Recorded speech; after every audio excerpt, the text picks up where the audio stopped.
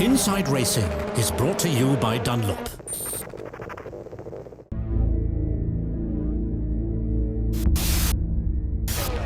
Welcome to Green Hell. And welcome to our look back at the Nürburgring 24-hour race.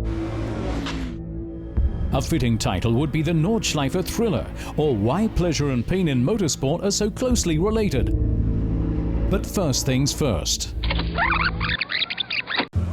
The main players, BMW, the challenger after 5 years back at this 24-hour race. Hello guys, I'm Augusto Farfus. I'm driving the 25 here at 24 Hours of Nürburgring. Actually, I'll just give you an overview of the car. We have our rear wing, okay? It generates the downforce. Even these little flaps here, they seem to be very small and they don't seem to look important, but if you lose one of them, you lose a lot of front downforce. We have a telemetry, so the box knows exactly what's going on the car. You have the tire heater to keep the temperature, the optimal temperature.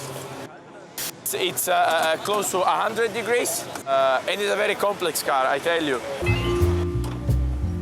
With 18 wins to his account, he's certainly no novice and knows how important every detail is, especially the tires, on this, the toughest racetrack in the world.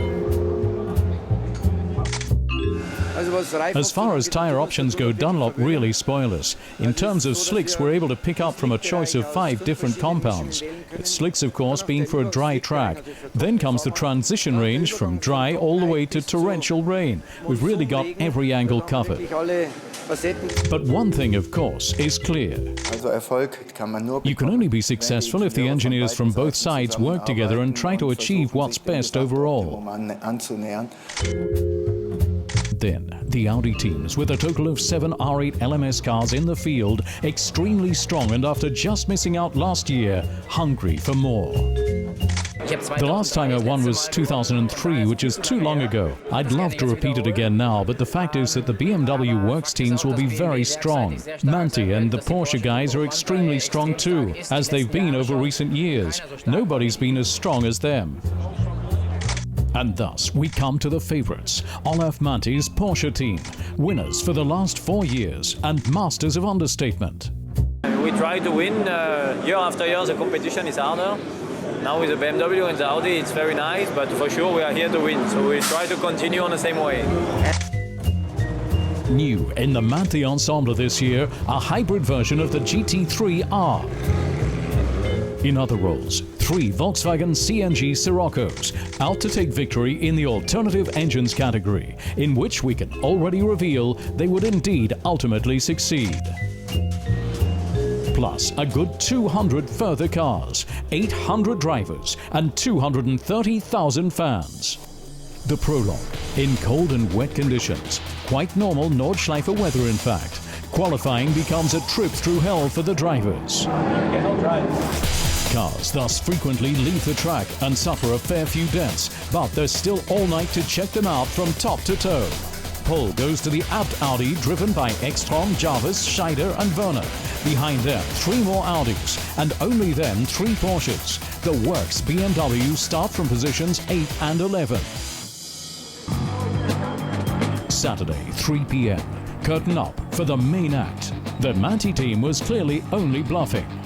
For even on the first lap, car number 1 plows through the field like a knife through butter and takes the lead. Then, a big blow for the challenger. After just 1 hour, one of the BMW M3s hits a crash barrier and comes into the pits badly damaged. Can the situation be saved? I've no idea. I also don't know how long the repair is going to take. The lads are going flat out. I've had a call from the track. The car's a write-off. However, in under an hour, the BMW lads turn this write-off into a drivable car. Incredible. Dirk Muller resumes the race in 182nd place.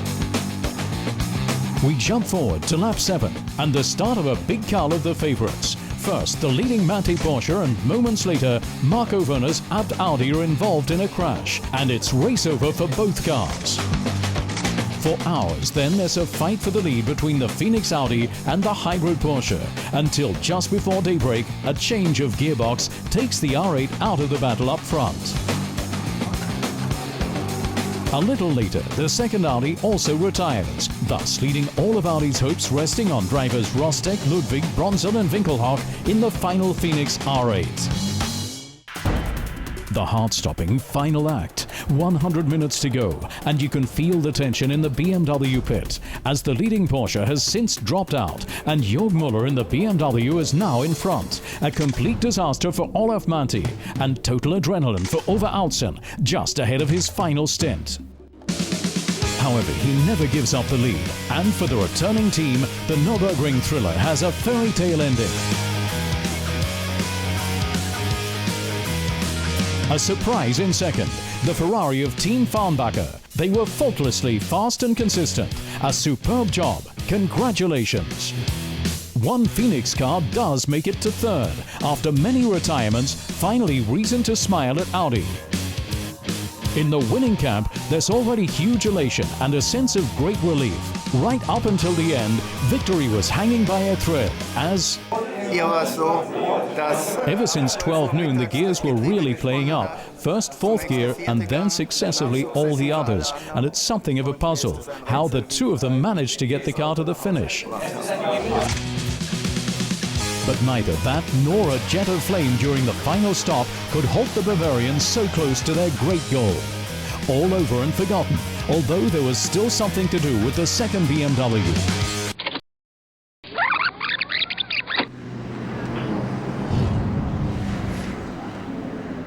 The car's a write-off. In the end, the second BMW came seventh, despite being a write-off and resuming from 182nd. The icing on the cake for a true motorsport thriller, with a wonderful happy ending for the BMW team.